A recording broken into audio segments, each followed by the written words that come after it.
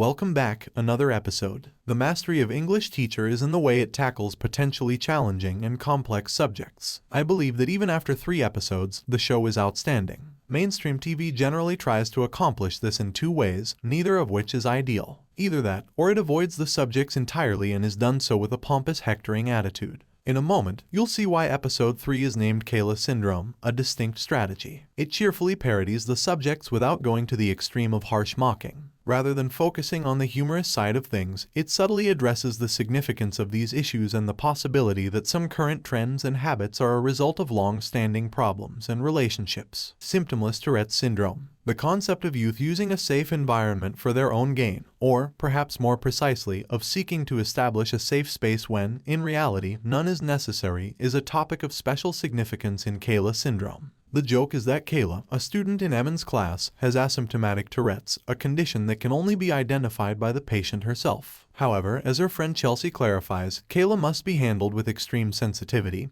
and respect for this completely made up and impossible to prove disease. As such, no conversations, even pertinent ones, about anything connected to illness should be undertaken in front of Kayla. It's also a joke that Marky, the brash, stereotypically male gym teacher with plenty of problematic views, knows the students and their dynamics far better than someone like Evan, who, even though he's gay, lacks the disposition or interest to treat Kayla Syndrome, as the new illness is called, seriously. This is significant because it exposes the absurdity of thinking that someone who is a member of a minority group is inherently decent and understanding. While Marky solves the problem in 10 minutes, Evan wastes the entire program, making a fool of himself. This all stems from a fortuitous meeting that took place at Austin Sweat, when Evan and Harry were both exercising. Evan spends the rest of the episode worrying that Harry will make a move on him because, following the scandal involving the complaints in the first 2 episodes, dating faculty members is the one thing Evan cannot be doing. Harry happens to reveal himself in the locker room, and Evan believes he did it on purpose. Evan regrettably finds that he and Harry end up spending a lot more time together since they are invited to collaborate on planning the homecoming dance. And true to form, Evan is completely unable of acting properly in his presence, casting his evident desire to Harry as an unwelcome and dangerous one. The first concrete indication Evan has that Harry isn't into him comes when Malcolm unexpectedly shows up at the bar where they are working. More than anything, he and Malcolm share a bed out of duty, yet Malcolm isn't scared to tell him the truth and offend him. Harry has no interest in it. Evan doesn't like this concept, and he keeps focusing on Harry's desire to him until it finally comes out when Harry tries to clear the air. Evan is a bit of a narcissist, which he admits to various other characters throughout this episode.